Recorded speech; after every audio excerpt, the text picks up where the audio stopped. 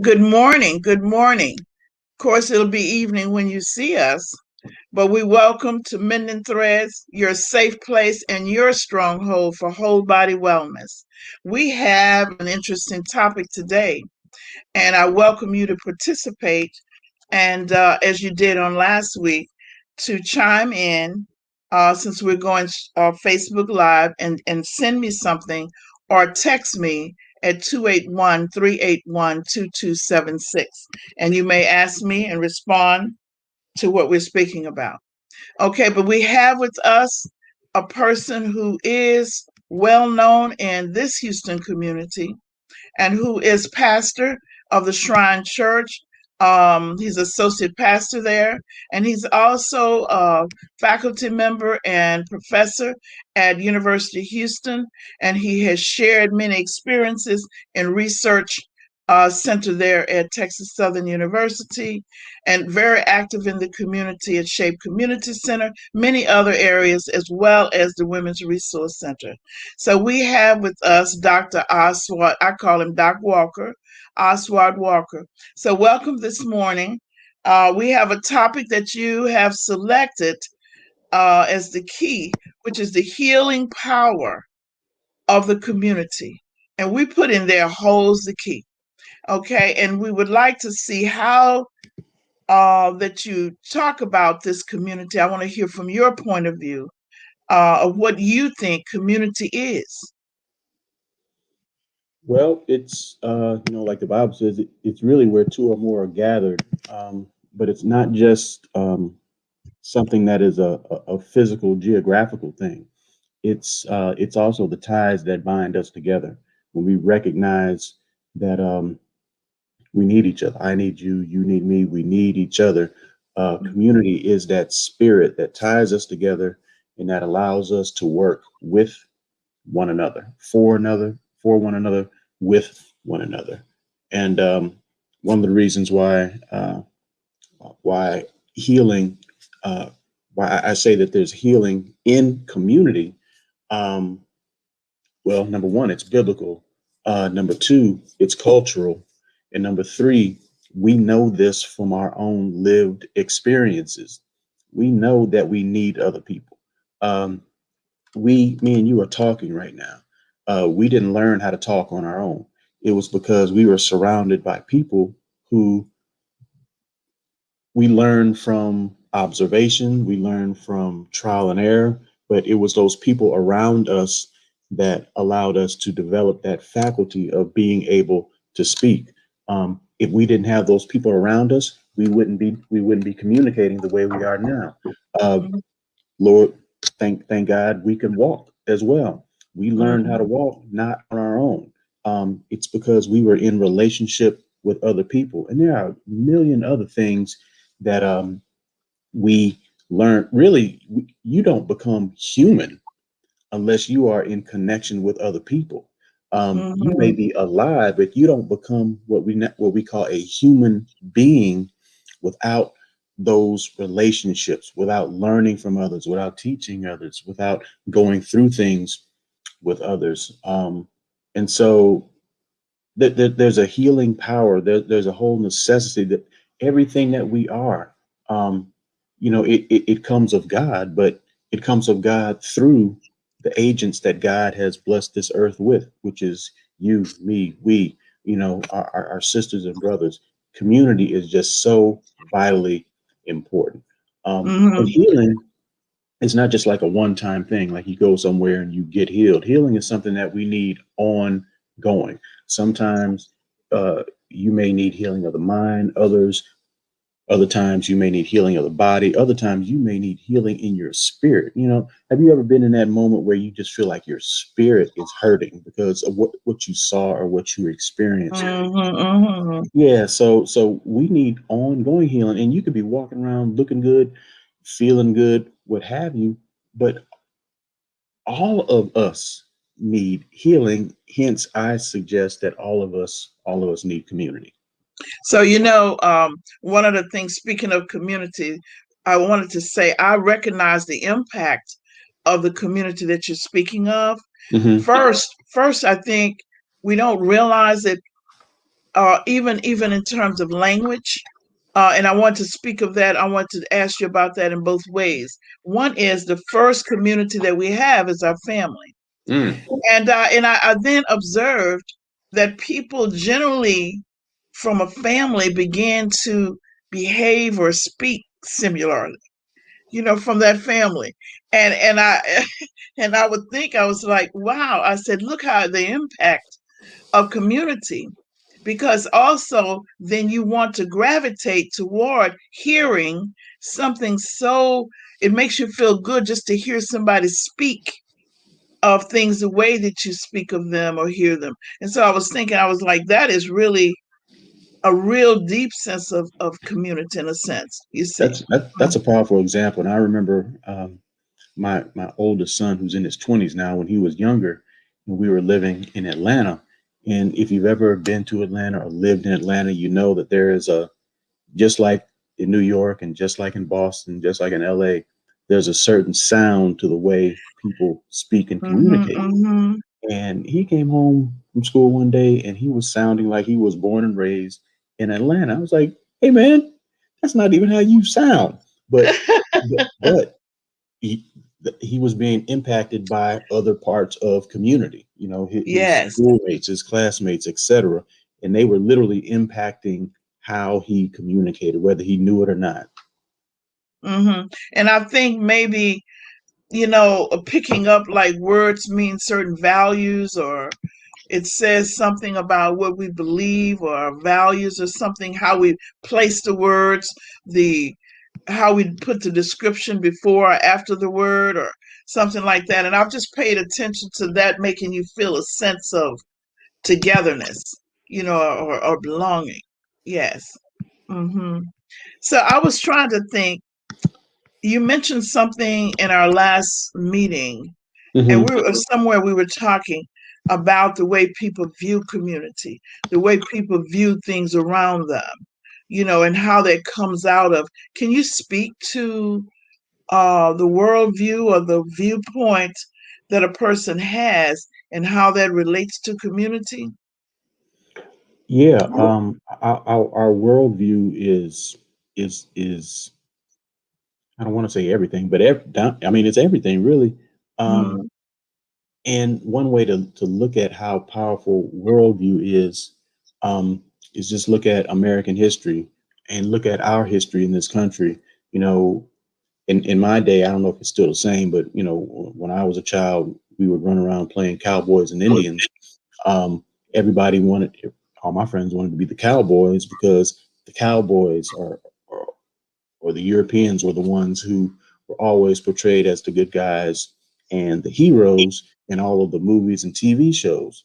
And so that was impacting and helping to shape our worldview, to see the world through the eyes of those who saw the cowboys as the victors and the Indians as the savages and hmm. bad guys. There's a documentary series on HBO now called "Exterminate All the Brutes," and Oh. it talks about the history of um, basically white domestic terrorism against people of color or people they define as other, whether it be Asians, Africans, um, Latinos, or European Jews at the time when Jews weren't really considered white by the white Western society. Um, and so, I mean, it just gives a really powerful and heart wrenching uh, telling of this notion of one group of people seeing themselves as superior, hence uh, seeking to make all other people bow down and see the world through their perspective. But this particular documentary series, it tells the story from another perspective, and it also mentions one of a best-selling history book that does that same thing by Howard Zinn. I think it's called just the History of America. I don't remember the specific name, but Howard Zinn, Zinn, is Mm-hmm. the author. And he tells the history of America not from the perspective that we were beaten over our heads with all throughout elementary, middle, and high school, and even into college, from a Mm-hmm. Eurocentric perspective. He tells the history and story of America from the perspective of Black people, Latinos, Native Americans. Mm-hmm. And that's one of the reasons why his his book was considered so controversial, because it was pushing back against the regular narrative. And that's the same exact thing that the 1619 Project does. It tells the story of this country from the perspective of African people.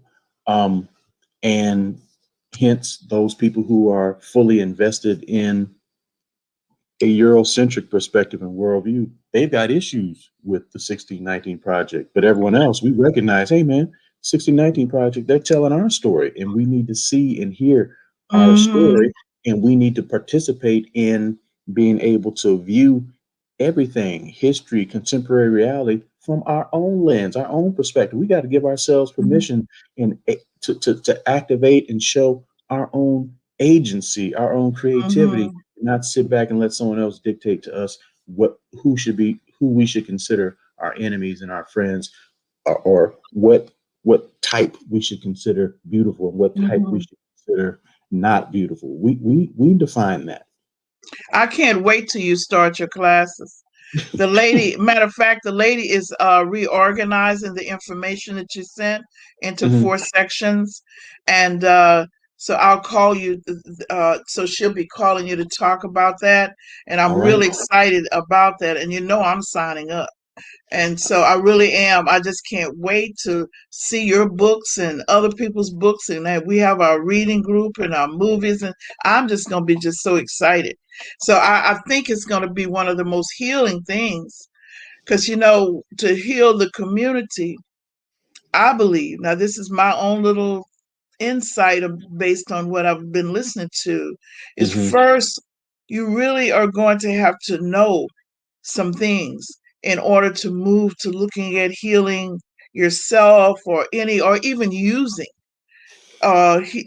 being a part of the community, helping with the power, understanding. So I don't know. I was going to ask you, how do you know? How do you help someone recognize the healing power of their community? How do you help them? I think one way to do it is to show them how they are already a beneficiary of that healing, and how Hmm. they are already participants in that type of healing. Because sometimes we want to reject it because that's not the perspective that we are taught, or that people around us talk about. But sometimes it's just a recognition of, oh, I've been doing that all my life.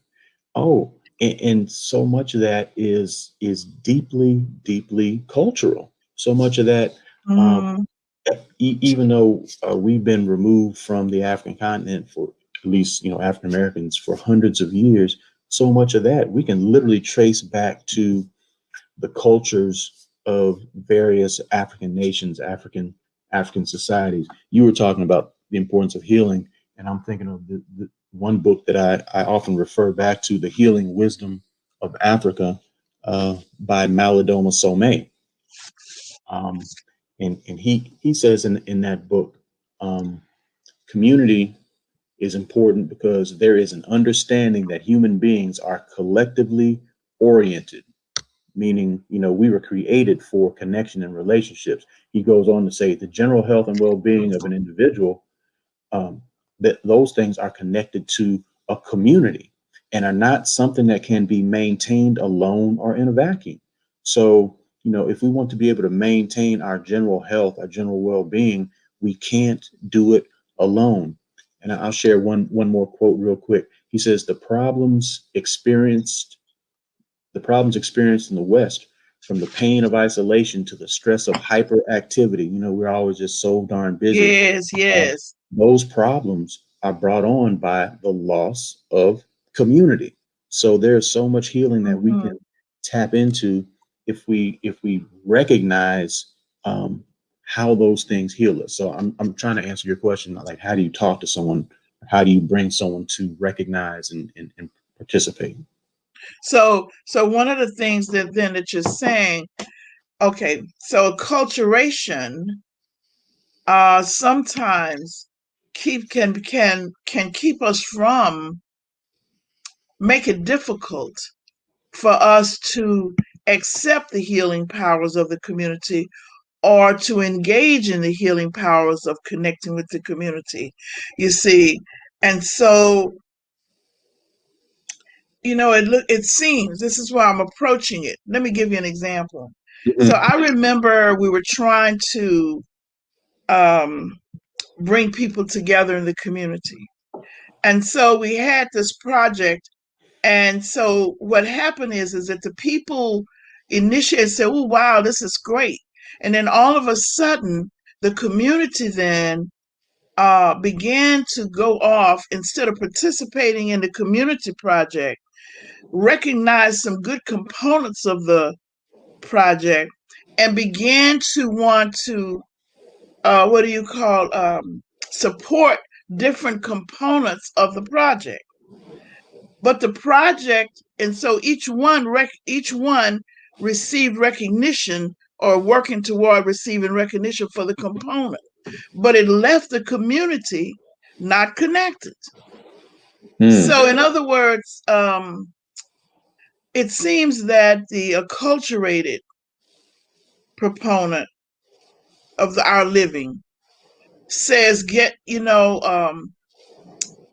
control, get control of Hmm. certain things and get recognition for those things, Hmm. even though you are trying to address the community. Yeah. So in other words, what we're really doing, we have an effort to do that, but it is something about the control that takes it away from the community. So you're speaking to um, you're speaking to a value system, right? You're speaking to a value. You're speaking to this reality that values control and recognition over the end product. Like that's more important than this thing that we are trying to deliver to our community. Whatever, beautiful service you're trying to give, even though that's what we say we're working towards, if we have been indoctrinated into this idea that the most important thing is not service, or the most important thing is not community, but the most important thing is personal recognition. The most important thing is, being the big man or woman on campus, Mm-hmm. all those things. Then those acculturated things will hinder our work and our efforts, which is one of the reasons why Dr. Maulana Karinga created Kwanzaa. He was trying to get Black people on a regular basis to recognize and practice cultural ways um, that that magnify the healing power of community. Three of the seven Nguzo Sabah, the seven Kwanzaa principles, speak directly to community. Umoja, unity, speaks to our need for each other. We are an African people. Ujima, collective work and responsibility. The example that you just gave, had everyone who was a part of that mix been thinking collective work and responsibility, Mm-hmm. then Mm-hmm. egos would it have been easier to place ego aside and put the work that we're trying to do in front, and let's get this thing done. Or Ujamaa, collect excuse me cooperative economics, um, Mm-hmm. how we support with our dollars those people who look like us and have our best interests at heart. Um, and you could really extrapolate, the importance of community to the other four of the Kwanzaa principles, but those three specifically talk about the power of community. Mm-hmm. And sometimes I think that's, um, I was doing some studying, and it was showing that some communities, this was on last year, heal themselves through being with each other. So say like Wonderful. when you go to a church and you feel a sense of belonging, let's just say a church or a group or whatever, that when you're there and there's an openness within the church, there's a prayer and meditation in the church that allows you to say whatever you want to say. You know, when they get up and give testimony or Hmm. whenever they do whatever, they find that those church groups tend to have less illness. You see what I'm saying? And so it's something Hmm. about that we probably may need to discuss or pull from to see how to actually use the strengths that we have in terms of that music, whatever. But I do know that I remember the spontaneity, the call and response, and the getting up saying what it is. You know, they had a time. They don't have that anymore. For some, I haven't seen it in a long time. But what you're talking about a few minutes ago when you asked how can we have conversations that help people to see the healing power of community, and I said show them what we already do. That's what I'm talking about. The example that you gave, Hmm. it's stuff that we already do. Like culturally, our people, we've put in place spiritual practices, spiritual technologies, historically, generationally, that tap into the healing power of community. Um, uh, Practices that recognize that there is an added power when we are connected, when we come together, when we work together. See, uh, modern day scientists call this synergy. That the the whole is greater than the sum of its parts. But Hmm. African people back in the day, they called it common sense, or they called it the fruits of the spirit, or they Yes. called it, or they called it the presence of God. It's Yes. like if one person can lift 200 pounds, and he or she gets together with another person who can lift 200 pounds. Rational thinking says together they can lift 400 pounds.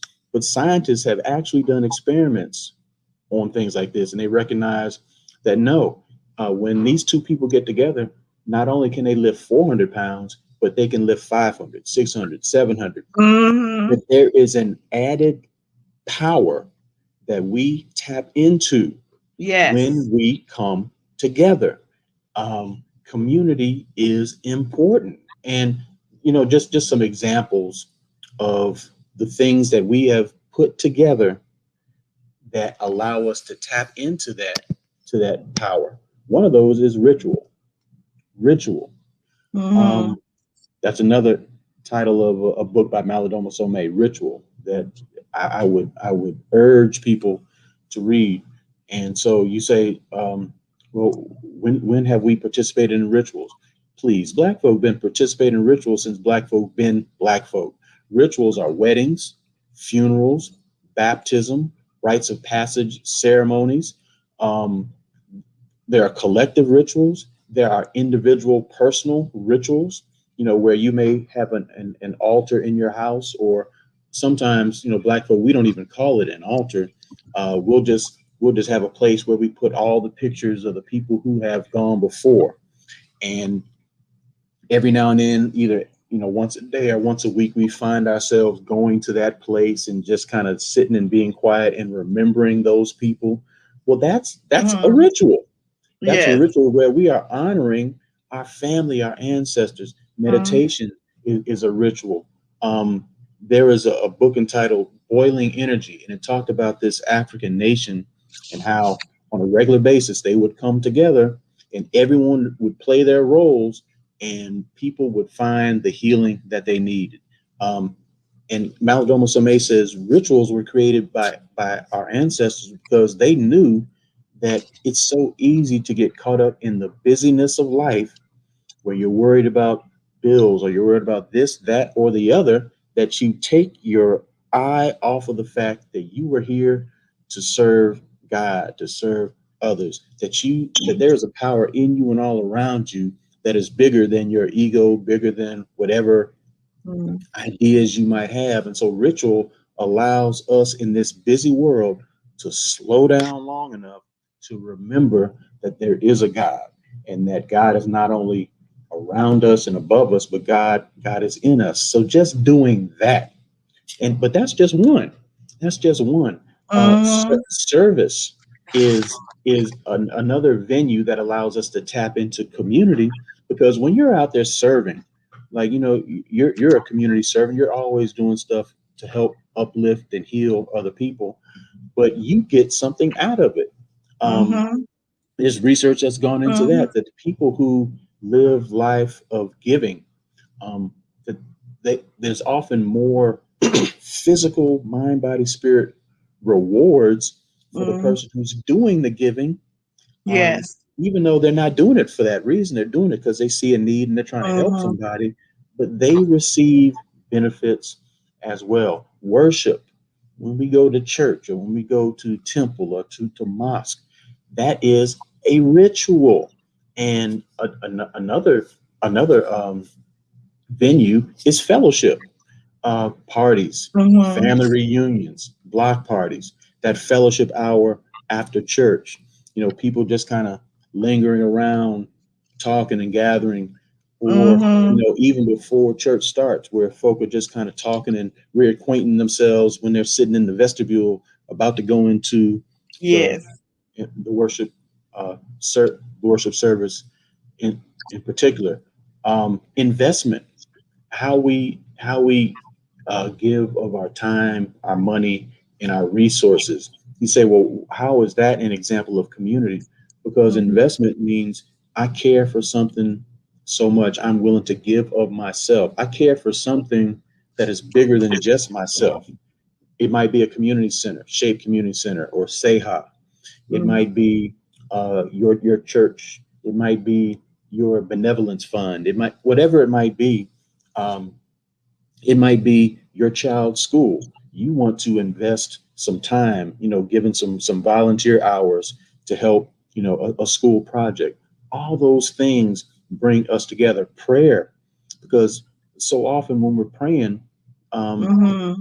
it's not simply for us. We're praying for our parents. We're praying for our spouses, our children. We're praying for people we don't even know. We heard, we hear some horrible thing on the news of something happening to somebody, and it just hurts our spirit. And so we lift up a prayer. Almighty God, whatever you can do for that family, please do it right now. Um, Movements, yoga and tai chi. These are things that are personal and individual, but they can Mm-hmm. also be practiced collectively. I don't remember where I was. It was recently. I heard someone saying how they had got into doing yoga and it just did so much. Oh, I was watching this video clip from the iconic Angela Davis from the Mm-hmm. civil rights Black Power movement. She was talking about, just how important self-care is. And she was talking Mm-hmm. about how in the 70s she was introduced to yoga. She said she didn't take it seriously till she was in jail. Then she started practicing and practicing, and she recognized how it was just making her mind, body, and spirit healthier. But she said then she was just thinking of it as this individual thing. But later she recognized that there was so much more healing to be received when she participated in yoga collectively with others. So these are things that we already Mm-hmm. do. I think if we recognized that we were the ones that gave birth to these things, and we recognize that they bring us together, we would probably practice them even more. And I think sometimes even knowing how and reframing, someone told me the other day, okay, so I listen to how people frame things and what they're saying sometimes, or Hmm. rather, should I say, when they say things, I look at the impact that it has on me. So when they Okay. say it, it's like that. And so, and I realized that I was feeling, some people said some sort of way when they say, so, so the thing is that, okay, so the person says, well, I don't understand. These are how many hours are we going to have to help the community? How many of the families in the community? How many hours do we need to help them? How many families do we need to help? And I said, well, we really want to help at least three. If Hmm. we once we finish training, if we could just help three, well, how long is it going to take? I said, well, if we could think of it as if we go to church, it's like a giving. You may not, when you help someone, know that it takes 5 hours or 6 hours, but you know that you're helping them. And when you get tired of helping them and you see you can't help them, you ask someone else to help you help them. Instead of not helping them, think Yeah. of it as when you go to all of these programs at church, think of what you could do to help a family. So, and just instead of enjoying the program, so I was really talking to your service and investment. Hmm. So, but if we think of investment as always recouping the dollar, always in getting the money, well, how much we gonna get paid to help the families? Well, I said, well, what about just giving and helping them and help the number of people that you can help? So they're different. You listen, and when somebody's talking, it impacts your heart or your mind in a certain manner. And when you're around persons who, I call it armpitting, it's just for me, let me put it under my arm, Mm. or whatever, it feels like it closes your spiritual self. Okay, when you're around a lot of people like that.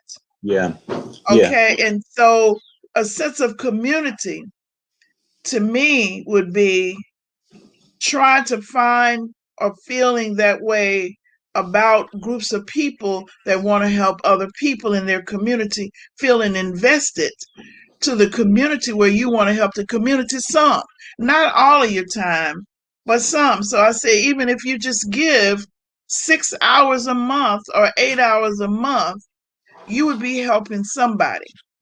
You Yeah. said they said 10% of your time per week.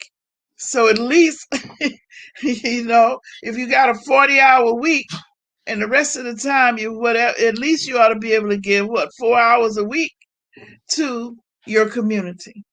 Yeah, and that speaks to the acculturation that you were talking about earlier, because we are indoctrinated with this Western view that focus on the individual and what you can get out of everything. Then we're always looking at things kind of cross-eyed. What's in it for me? What's in it for me? And I'm not saying that we shouldn't invest time in self-care, because sometimes folk are so giving that they don't give to themselves, and that's not healthy Yes, either. That's not healthy either. a balance. You want a Right, balance. Yes. right. But Hmm. that's not the issue for most of us. Most of us are not giving so much that we are being hurt. Most of us are doing exactly the opposite. But you had mentioned earlier, how can we have these conversations? Well, another way to have those conversations beyond just pointing out, the things that are already available and things that we already do on some level, is Hmm. you can go biblical on them if you want to, Hmm. because throughout the Bible, it shows the healing power and the importance of relationship and community. I often mention, and I probably mentioned it too much on this show, um, the story of Cain and Abel. How the story of Cain and Abel is probably one of the most African stories in the entire Bible, which is filled with African stories, by the way. Hmm. Cain kills his brother Abel. God comes down and he's talking to Cain. Yo, man, where's your brother? Cain says those famous words, I don't know, Holmes, am I my brother's keeper? Um, God, knowing that Cain had already killed his brother, um, and so he then punishes Cain for killing his brother. And it's not a punishment of death, it's a punishment of banishment from community. And then Cain responds, Lord, I wish you would have just killed me, because this punishment is more than I can bear. Because for African people, banishment from community, banishment from relationship and connection was a fate worse than death. But then there's the story of Jacob and Esau, which is probably more relatable to more people, because Jacob, I mean, they're brothers, and Jacob is known as the trickster, right? He's always trying to get over, and he gets over on his brother by stealing um, his older brother's birthright. Um, he schemes with his mom to be able to steal this birthright. But Esau, for his part, all he cares about is immediate gratification. And so he's not innocent in this conflict. But because of the conflict, these two brothers are at war with each other. And Esau has made it his life's mission to find Jacob and kill him. But somewhere in the process of running for his life, the Bible says Jacob has this vision. And after he has this vision, he says, "Oh my goodness, um, all this time, I'm just now realizing that the Lord was in this place and I knew it not."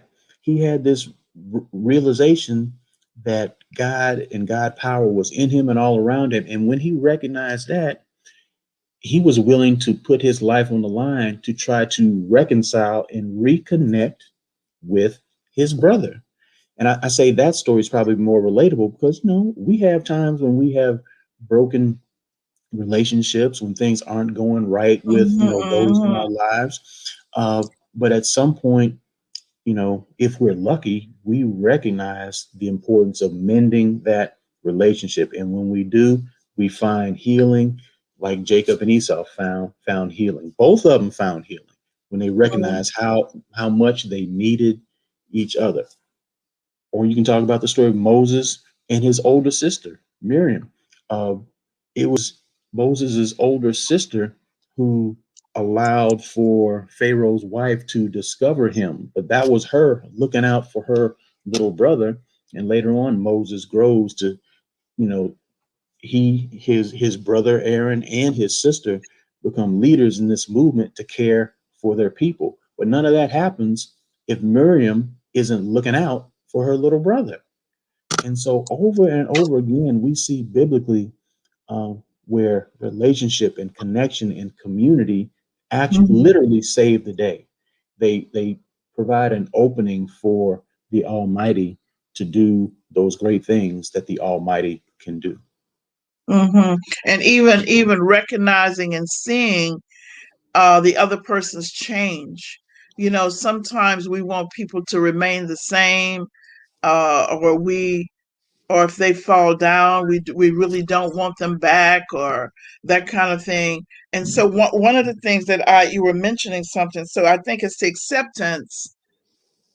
It's the acceptance of the person's imperfection and trying to bring them into the fold and accepting them as part of the community. So we really have that power, and instead of expelling them, um, there's something that I was reading one time, and it was saying that if you really ever want to destroy a community, the way that it has been taught years ago is to weaken a community by identifying the people who are making a change in the community, and then try to find a weakness in that person by using the values of that community. For example, what they could do is they could say, well, you can't trust this person, or create a doubt, or whatever, because it's important for people in certain communities to trust each other. So then you would have to create distrust, or you would have to honor someone is important. So you would have to find a way that person could be dishonored. You understand? You would use the values of the person. So I remember reading that if you really ever wanted to create a slave, or you really wanted to destroy a community, you know what it was? It was in something about Things Fall Apart Mm, by Jackie. That's what it was. And it was talking about how the fall of the community uses the value of the community itself to bring about the fall. And mm, and so I mean, it was really interesting, and I keep that in mind all the time, and how it's important for us to say good things about, not just to fake it, but to find good things about other people in the community, and then bring them close and near. Yeah, and when you were saying that, I'm sitting here thinking of John O'Killens. Um, Hmm. he had this famous quote. He says, "The process for transforming a human being into a slave is to teach that person to look out only for yourself."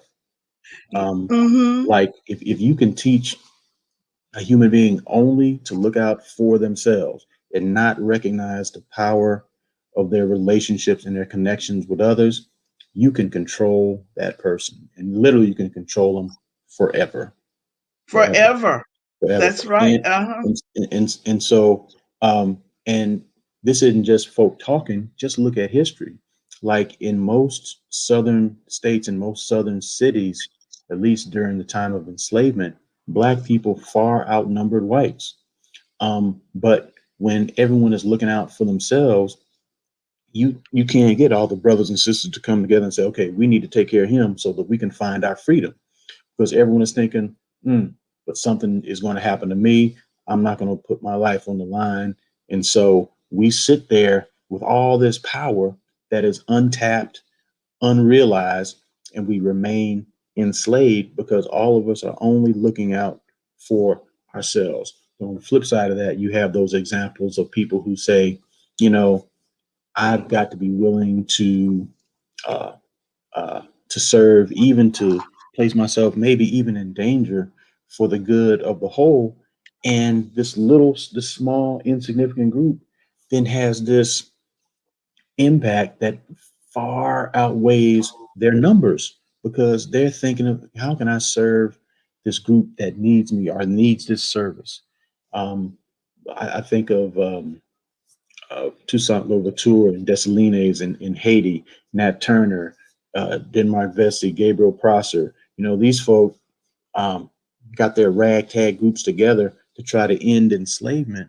Um, and some were successful in Haiti, some weren't. You know, their revolts were put down, but their commitment reverberated, and it inspired others to do the same and to keep fighting and to keep holding on. Um, you know, to keep climbing up the rough side of the mountain, so to speak, because at some point, someday, we're going to be free. So it all moves us to, you know, when we give and recognize the power of community, it inspires us, and we may not see the fruits of our labor immediately, but those fruits do eventually come. Hmm. So you were, so the way you're talking about it is sometimes I think that what holds us is that we don't really know what it looks like in the reality of time. So, say Mm, we're talking about this, but people, we as individuals, don't look at what strength looks like in our community. We don't really see, we think about it, but we really don't see um, how the death of the community is right before us. So, yeah. for the example, we think, wow, it is so necessary when the food bank, when the people line up for the food truck. Okay, but people bring the food truck in, and the people in the community who are in need line up to get the food. But the people who are lining up to get the food are not developing strength. Hmm. So they're not participating in developing strength about who they are, Mm, about sharing.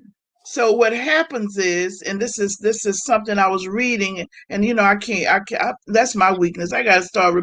I can't remember where I read it, but it was saying that what happens is that the persons lose a sense of efficacy mm, because they're not building efficacy.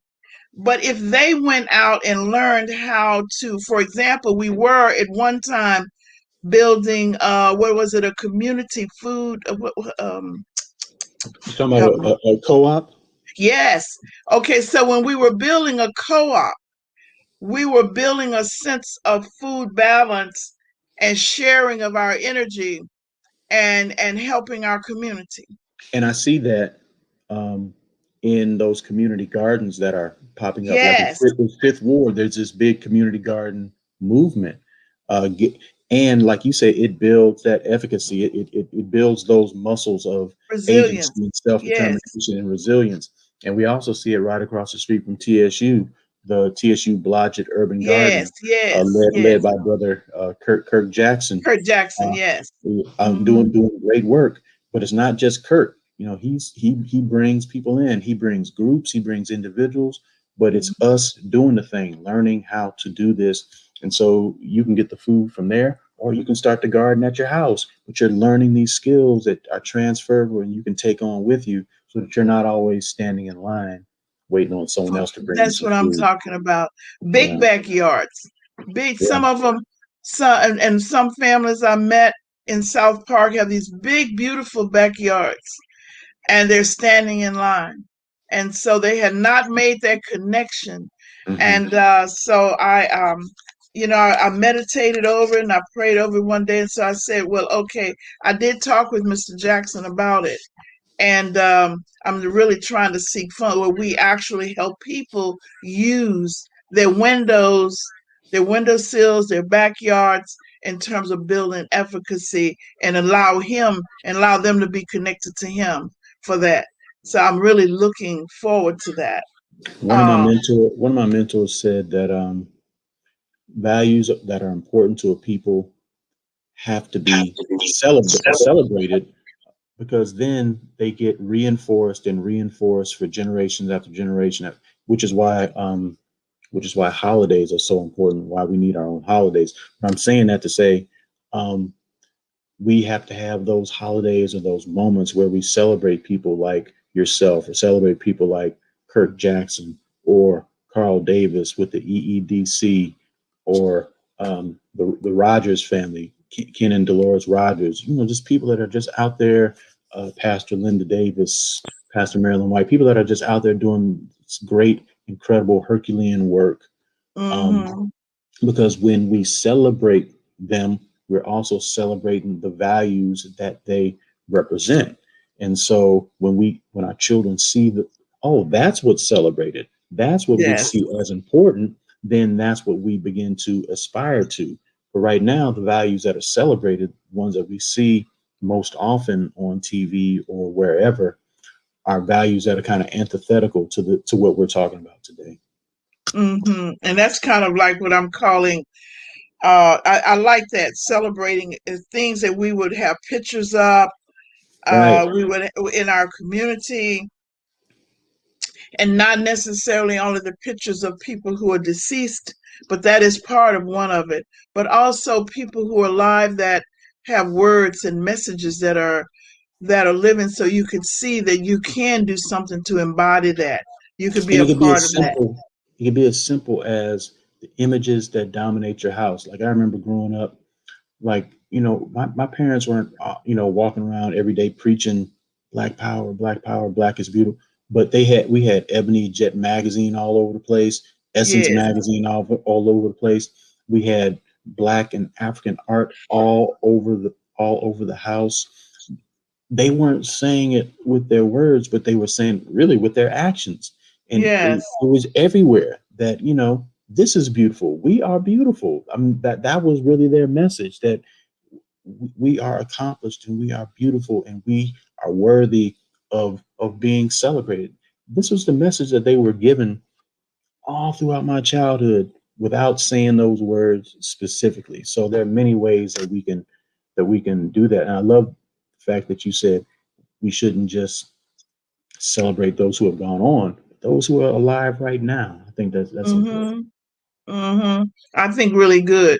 So I think maybe we should, let's see if we could pull this together and come up with some touch points, what I call it, some touch points as to letting, how would we know that we hold the key? What are some things that we could do to bring on community?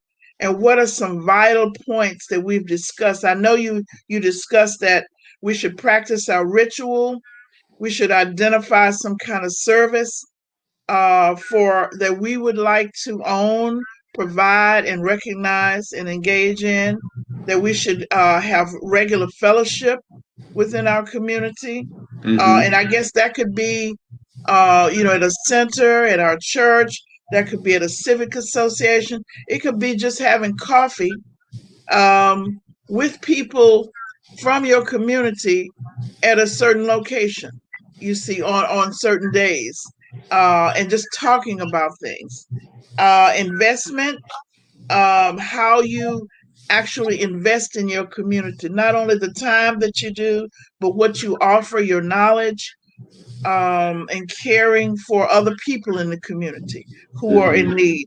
And then prayer, you mentioned, and then how to put that in place in terms of health and movement and those kinds of things. I thought if we could add anything, because what I'm going to do is we're going to include this when you and I and some others look at June 18th, when we talk about community relationships, that we could use some of that information and reinforce what we're talking about. One thing I would add was to um, daily, whether you start your day off or end your day, um, is with a moment of recapping all those things for which you should be thankful. Um, Yes. One of the reasons why I think that's important is um, oftentimes if I'm in class or doing a presentation or something, I ask people to reflect on the moments in their life when they were most happy or most fulfilled. And I ask them questions like, where was it? When was it? And who was there? And invariably, I've never had anyone answer that question uh, without them sharing some time when they were connected to other people.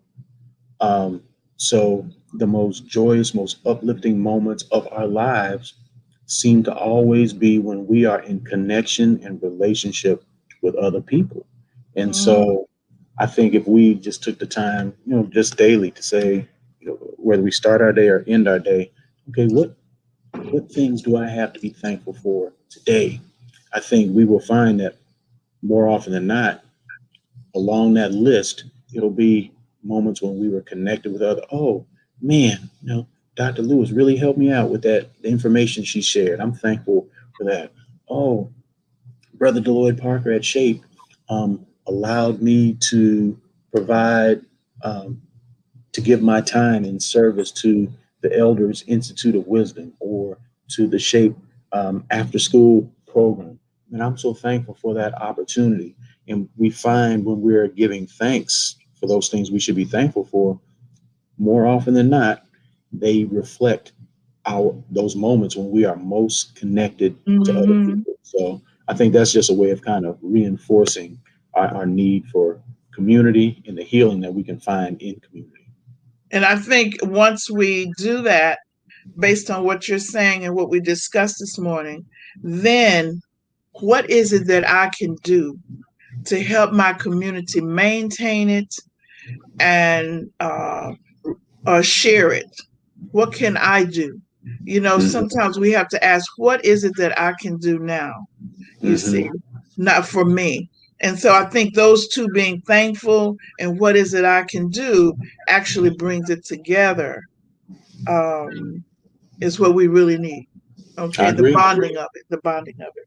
I want to say thank you this morning for being. I know that if we could talk about this a little bit more.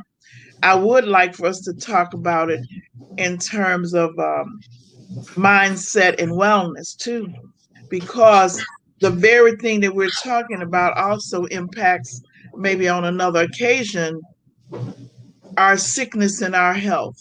You see, and what that's all about. I think that that's really there. But I want to thank you for sharing your wisdom, your insight, and your heart with us this morning. So, everybody, I would like to say thank you for being here. And I want to say this is that remember that you're going to do your part to heal the community.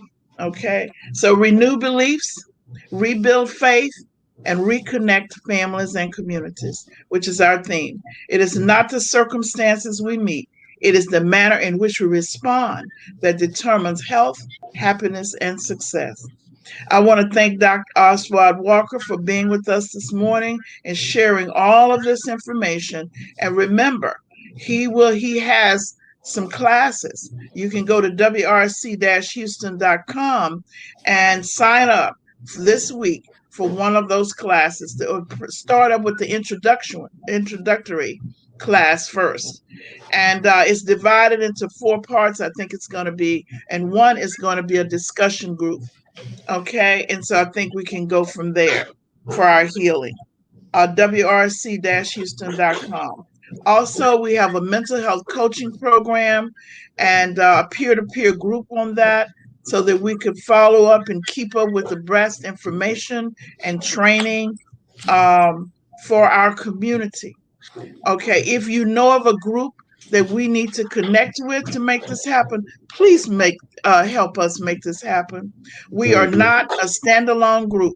We're trying to get all of the community groups together, and we have what they call a community connect, and it is to showcase every community and help build a bridge. And that's going to be on Mondays.